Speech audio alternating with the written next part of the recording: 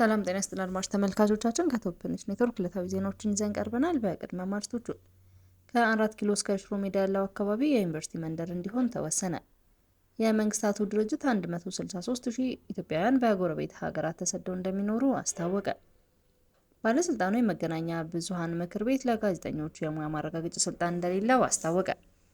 የትግራይ ጊዜያዊ ምክር ቤት ልዑክ በአዲስ አበባ ከሚገኙ 11 ሀገራት ዲፕሎማቶች ጋር በክልሉ ወቅታዊ ሁኔታ መምከሩን አስታወቀ። የዓለም ምግብ ፕሮግራም በኢትዮጵያ ለሰብአዊ እርዳታ ከፍተኛ የገንዘብ እጥረት ማጋጠሙን አስታውቋል። የዩክሬን ኃይሎች ለሩሲያ ሲዋጉ የነበሩ 2 ቻይናውያን በዶኔት ግዛት በቁጥጥር ስር መዋላቸውን የዩክሬን ፕሬዝዳንት ቮሎዲሚር ዜሌንስኪ ተናገሩ። ከ4 ኪሎ እስከ ሽሮ ሜዳ ያለው አካባቢ ዩኒቨርሲቲ መንደር እንዲሆን ተወሰነ። ከ4 ኪሎ እስከ ሽሮ ሜዳ ባለው አካባቢ ያሉትን አገልግሎት አካቶ የትምህርት፣ የምርምር፣ የእውቀትና የባህል ልዕቀት በከተማዋ ለማሳደግ በሚያስችል የዩኒቨርሲቲ መንደር እንዲመሰረት የቀረበውን የውሳኔ ሀሳብ የአዲስ አበባ ከተማ አስተዳደር ካቢኔ አጽድቋል። ካቢኔው በ4ኛ ዓመት 9ኛ መደበኛ ስብሰባው 4 አጀንዳዎች ላይ ተወያይቶ ውሳኔ አሳልፏል። የፕላንና ልማት ቢሮ ከትምህርት ሚኒስቴር ጋር አጥንተው ከ4 ኪሎ እስከ ሽሮ ሜዳ ያለው አካባቢ የዩኒቨርሲቲ መንደር እንዲሆን በአካባቢው ያሉትን አገልግሎት አካቶ የትምህርት፣ የምርምር፣ የእውቀትና የባህል ልዕቀት በከተማዋ ለማሳደግ በሚያስችል አግባብ በመቅረቡ የመንደር ምስረታ ውሳኔ አጽድቋል። የመንግስታቱ ድርጅት 163,000 ኢትዮጵያውያን በጎረቤት ሀገራት ተሰደው እንደሚኖሩ አስታወቀ። በኤርትራ 15 ኢትዮጵያውያን ስደተኞች ይገኛሉም ብሏል። የተባበሩት መንግስታት ድርጅት የስደተኞች ጉዳይ ከፍተኛ ኮሚሽን 163,000 የሚሆኑ ኢትዮጵያውያን በጎረቤት ሀገራት ተጠልለው እንደሚገኙ መጋቢት 30 2017 ዓ.ም በወጣው መረጃ ያሳያል። ኢትዮጵያውያኑ ተጠልለውባቸው ከሚገኙ ሀገራት መካከል ኤርትራ አንዷ ስትሆን በሀገሪቱ የሚገኙ ኢትዮጵያውያን ስደተኞች ቁጥር 15 ብቻ ነው ብሏል። በአንጻሩ ከ179,000 በላይ ኤርትራውያን በኢትዮጵያ ተጠልለው ይገኛሉ ሲልም ገልጸዋል። እንደ መንግስታቱ ድርጅት መረጃ ከፍተኛ ቁጥር ያለው ኢትዮጵያውያን የተጠለሉባት ጎረቤት ሀገር ሱዳን ስትሆን 68,895 ኢትዮጵያውያን ስደተኞች በሀገሪቱ ይኖራሉ። በአንጻሩ 93,359 ሱዳናውያን በኢትዮጵያ ተጠልለው እንደሚገኙ መረጃ ያመለክታል። ባለስልጣኑ የመገናኛ ብዙሃን ምክር ቤት ለጋዜጠኞች የሙያ ማረጋገጫ ስልጣን እንደሌለው አስታወቀ።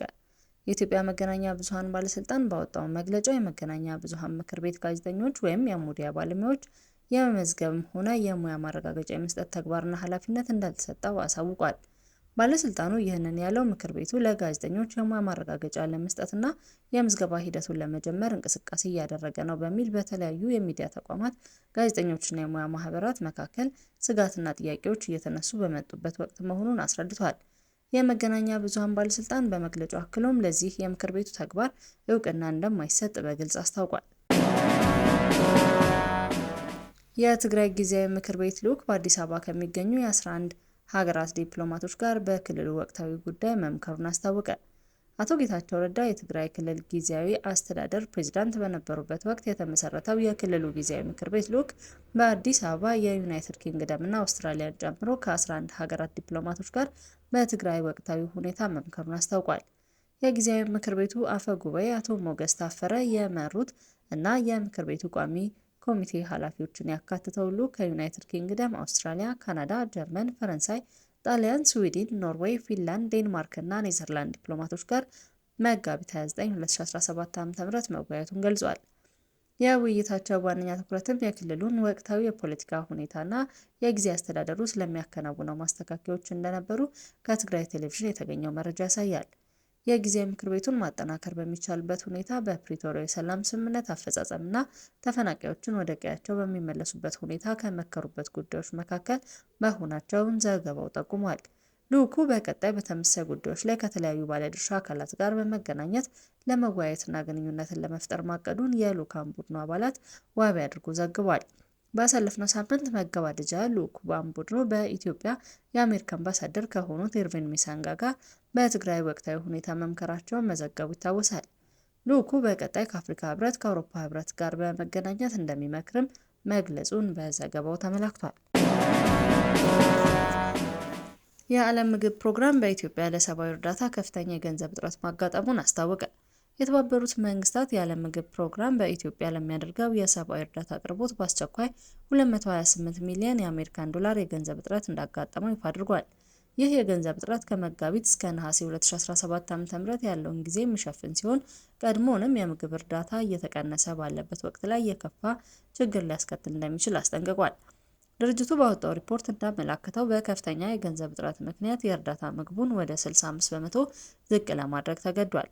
ከዚህም በላይ ለተመጣጠነ ምግብና ለስደተኞች የሚሰጠውን እርዳታ አቅርቦት መስመር ሊቋረጥ መቃረቡ በአሁኑ ወቅት ባለው ሰብአዊ ቀውስ ላይ ከፍተኛ ጫና እያሳደረ መሆኑን አስረድቷል። በተጨማሪም በክልሉ ያለው የጸጥታ ሁኔታ እየተባባሰ መምጣቱን የእርዳታ አቅርቦት እያስተጓጎለ ነው። በተለይም በአማራና በኦሮሚያ ክልሎች የታጠቁ ኃይሎች የሚነሱ ግጭቶች፣ በአጃቢዎች ላይ የሚደርሱ ጥቃቶችና አፈናዎች እየጨመሩ መምጣታቸውን አስታውቀዋል። በሌላ በኩል በትግራይ ያለው ውጥረት እንዲሁም ከኤርትራ ጋር ያለው ሁኔታ እየተካረረ መምጣቱና በሶማሌ ክልል ደግሞ በርካታ የአልሸባብና የአይሲስ ታጣቂዎች ተጠርጥረው መታሰራቸው ቀጣይነት ያለው የጸጥታ ችግርና የሽብርተኝነት ስጋት መኖሩን በሪፖርቱ ተመላክቷል። የዓለም ምግብ ፕሮግራም ይህንን አስቸኳይ የገንዘብ እጥረት ለመቅረፍና በችግር ላይ ያሉ ዜጎችን ለመርዳት ዓለም አቀፍ ለጋሽ አካላት ፈጣን ምላሽ እንዲሰጡ ጥሪ አቅርቧል።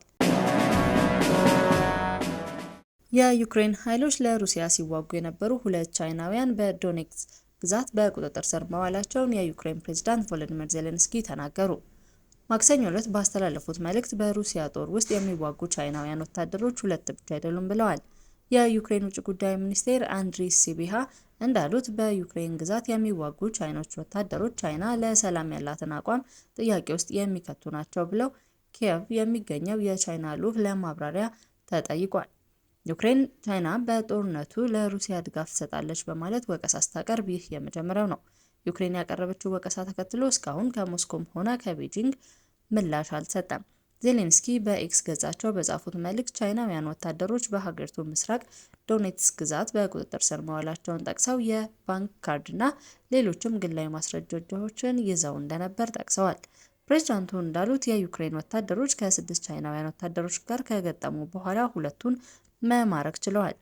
ዜሌንስኪ በለጠፉት ቪዲዮ ላይ ቻይናውያን ወታደሮች ከተባሉት ግለሰቦች መካከል አንዱ በማንዳሪን ቋንቋ በቅርቡ ስላደረገው ውጊያ ሲያወራ ይደመጣል። ያለን መረጃ እንደሚያሳየው በወራሪ ኃይል ውስጥ ያሉ ቻይናውያን ዜጎች 2 ብቻ አይደሉም ብለዋል ፕሬዝዳንቱ።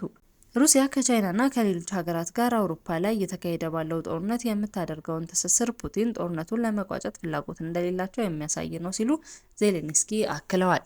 አድማጭ ተመልካቾቻችን ከቶፕ ኔትወርክ ለዕለቱ ያዝናቸው ዜናዎች እነዚህ ነበሩ። መልካም ቆይታ